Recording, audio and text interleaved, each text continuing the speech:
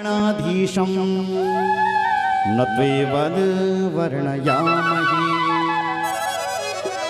श्री सूत जी महाराज सृष्टि खंड में प्रवेश करते हुए कहते हैं, ऋषियों हम भगवान शिव का ध्यान करते हैं।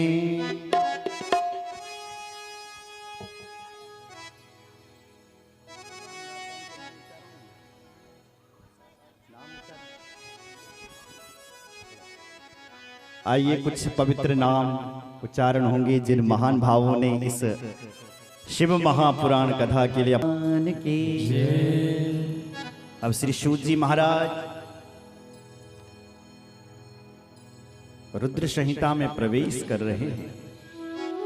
सौनक जी प्रश्न करते हैं, गुरुदेव गुरुर्व्यासस्य सद्भक्त्या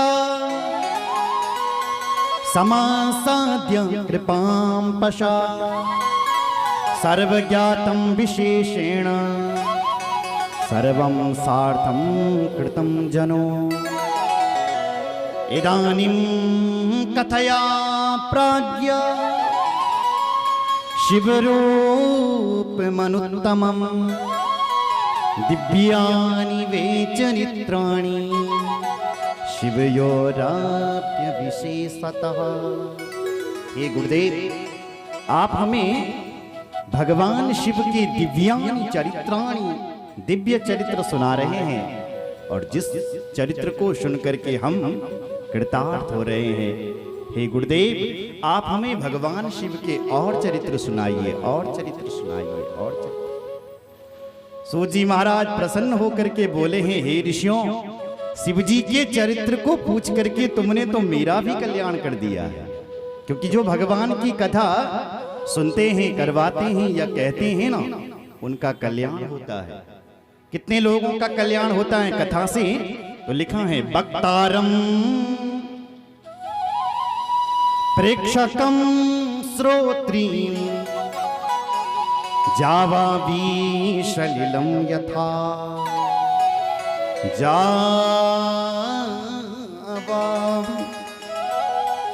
सलिलम यथा। वक्तारम, वक्ता का कल्याण होता है जो कथा को गा रहा है। दूसरा प्रेक्षकम, जितने लोग भगवान की कथा करवा रहे हैं उनका भी कल्याण होता है, जितने लोग सहयोग कर रहे हैं। और श्रोत्री, जितने सुनते हैं उनका भी कल्याण होता है। बोलो जय श्री राम। हे ऋषियों, आइए हम शिव जी के चरित्र में प्रवेश करते हैं। एक समय की बात थी ऋषियों, एकस्मिन् समये विप्रा नारदो मुनि सत्तमा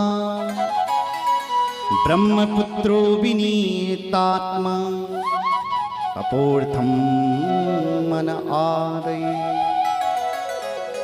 एक समय की बात थी, श्री देव ऋषि नारद जी महाराज उत्तराखंड घूमने के लिए आए।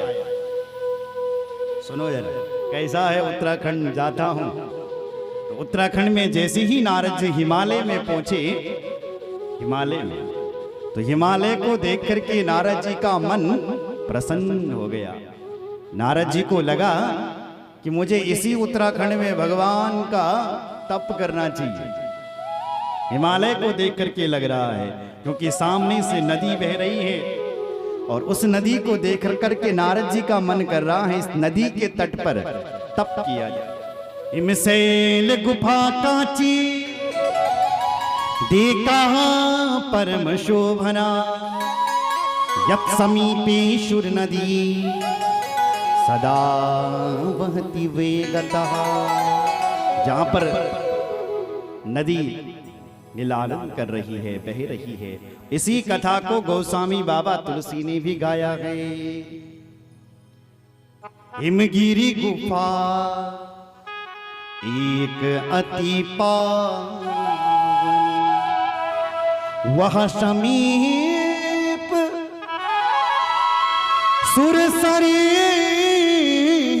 सुहान, वह समीप सुरसरी सुहान। आश्रम परम पुनीत सुहावा, देखि देव ऋषि मन अति भावा। देखि देखि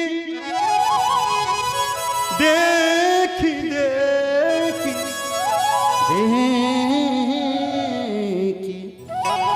देव ऋषि अति मन भावा। नारद जी ने जब देव ऋषि नारद जी ने इस उत्तराखंड की भूमि को देखा तो मन भा गया और इस उत्तराखंड की भूमि पर नारद जी हिमालय पर तप करने लग गया। तप कठोर तप करता है, ध्यान मग्न होकर के बैठ गया। देखो नारद जी को श्राप लगा हुआ है मेरी माँ, बोलो जय श्री राम। दक्ष ने नारद को श्राप दिया हुआ है क्योंकि नारद जी ने दक्ष के पुत्रों को सन्यासी बना दिया था, इसलिए तब से दक्ष ने नारद को श्राप दिया, ए नारद तेरा पैर एक जगह पर नहीं टिकेगा, तू हमेशा घूमता रहेगा घूमता रहेगा घूमता रहेगा। तब से नारद जी घूमता रहता है। पर अचानक न जाने क्या हो, जैसी उत्तराखंड पहुंचा नारद ऐसी समाधि लग गई और भगवान के ध्यान में निमग्न हो गए। सुमिरत हरि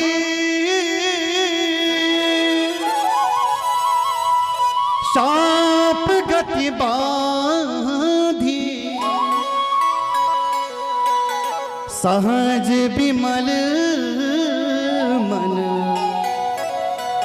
लगी समा। सुमिरत हरि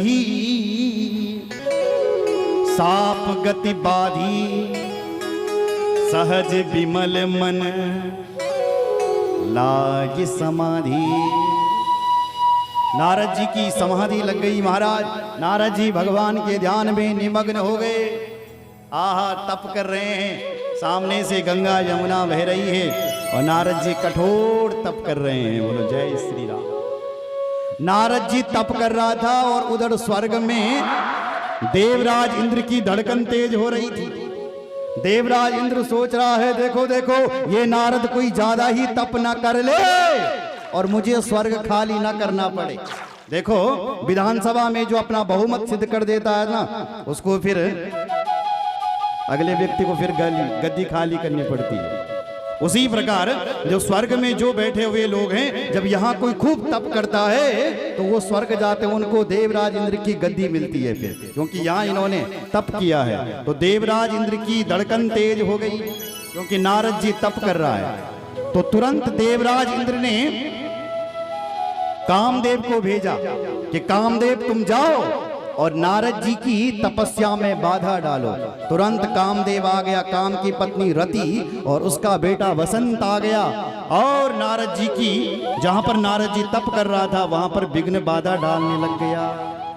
इसी कथा को बाबा तुलसी कह रहे थे, उन्होंने एक बीच में अपना गंतव्य दे दिया। कह रहे हैं देखो देखो दुनिया वालों, ये जो स्वर्ग का जो राजा है ना इंद्र, ये इनके साथ, ये नारद जी के साथ ऐसा व्यवहार कर रहा है जैसा कुत्ता करता है। कुत्ता कैसे? शूक हाट लिए भाग सठू, स्वान रखी मृगराज, छीन लिए जन जान जड़, इम सुरपति ही न लाज। देखो देखो इस सुरपति को लाज भी नहीं आ रही है। ये नारद जी के साथ ऐसा व्यवहार कर रहा है जैसे कुत्ता करता है। कुत्ता कैसा व्यवहार करता है? एक समय क्या हुआ कि एक कुत्ता गया जंगल में। एक कुत्ता गया जंगल में, ध्यान से सुनना। अब उस कुत्ते को मिल गई वहां सूखी हड्डी और कुत्ता उस हड्डी को चबाने लग गया और हड्डी से तो खून निकला नहीं और जोर जोर से दबाई तो उसको मशोड़ों से ही खून निकलने का। कुत्ता सोच रहा कि हड्डी से निकल रहा है। इतने में क्या हुआ कि वन में गया था तो वन में किसी शेर की गर्जना सुनाई पड़ी। शेर बागन टुकड़ता मारी। जैसी बाघ शेर ने आवाज निकाली ना, ऐसी कुत्ता भागा क्यों भागा? क्योंकि कुत्ता सोच रहा है कि कहीं शेर ना आ जाए और इस हड्डी को मेरी मुझसे छीन करके ना ले जाए, इसलिए कुत्ता भाग रहा है। अरे उस मूर्ख कुत्ते को यह नहीं मालूम कि शेर तो किसी का किया हुआ शिकार तक नहीं खाता है, शेर तो अपने आप शिकार करता है और तब खाता है। पर यह मूर्ख कुत्ता सोच रहा है कि कहीं शेर ना आ जाए और मेरी हड्डी को चुरा करके न ले जाए, इसलिए सूख हाट ली भाग सट, वो सट भाग रहा है। उसी प्रकार नारद जी को किसी भी गद्दी से कोई लेना देना नहीं है, फिर भी देवराज इंद्र उस कुत्ते की तरह सोच रहा है कि देखो कहीं नारद मेरी गद्दी को न छीन ले, इसलिए नारद जी की तपस्या में बाधा डाल रहा है। आ गया महाराज, खूब इसने कई अप्सराएं प्रकट कर दी और नारद जी की तपस्या में बाधा डालने लगा। काम कला कछु मुनहि न व्यापिनी, निज भय डरे हो मनोभव पापिनी, सीम की चापी सकई को तासु, बड़ रखवार रमापति जासु। कहते हैं भगवान जिसका रक्षक है उसका कोई बाल बांका भी नहीं कर सकता। बोलो जय श्री राम। वही हो गया। नारद जी तप कर रहा था, कामदेव आया, बहुत विक्षेप डाला, लेकिन नारद जी के मन में कुछ भी उत्पन्न नहीं हुआ। नारद जी तो अपनी मन में ही भगवान का ध्यान करने लग गया। भयहु न नारद मनु कछु रोसा, कहे प्रिय वचन काम परितोषा। नारद जी के मन में कुछ भी नहीं आया और नारद जी अपनी तपस्या में लगे रहे और धीरे धीरे नारद जी की समाधि खुल गई। कामदेव आया, चरणों में गिर गया। नारद जी ने उस कामदेव को माफ कर दिया और नारद जी ने उस काम को भी जीत लिया और रहे सहे नारद जी ने क्रोध को भी जीत लिया। नारद जी चाहते थे तो अपना क्रोध कर देते थे और उसको श्राप दे देते थे, पर नारद जी ने क्रोध को भी जीत लिया, काम और क्रोध दोनों को जीत लिया। बोलो जय श्री राम। तो नारद जी ने आज काम और क्रोध दोनों को जीत लिया। चारों तरफ कामदेव अपने स्वामी के पास गया, देवराज इंद्र से कहने लग गया कि हे महाराज, नारद जी की जय हो, जय हो, जय हो। नारद जी ने तो काम और क्रोध दोनों को जीत लिया है। तो नारद जी की जब महिमा स्वर्ग में गाने लगी तो नारद जी भी खुश हो गया। अब नारद जी कह रहा, देखो देखो देखो, मैं शिव जी से बड़ा बन गया, देखो मैं शिव जी से बड़ा आदमी बन गया, क्योंकि शिव जी ने काम को जीता था पर क्रोध को नहीं जीता था। भगवान शिव ने जब क्रोध किया था तो कामदेव भस्म हो गया था, पर मैं नारद शिव जी से भी आगे बढ़ गया, क्योंकि मैंने काम और क्रोध दोनों को जीत लिया। मैं इनसे आगे बढ़ गया हूं, आगे बढ़ गया हूं, आगे, ऐसा कहने लग गया। कौन? नारद। बोले ये बात शिव जी को पता चलनी चाहिए, तो सीधे शिव जी के पास गया महाराज। तब नारद गवनी शिव पाही, जिता काम अहमिति मन माही। नारद जी भगवान शिव के पास चले गया। जिता काम, देखो देखो मैंने काम को जीत लिया, देखो मैंने क्रोध को जीत लिया।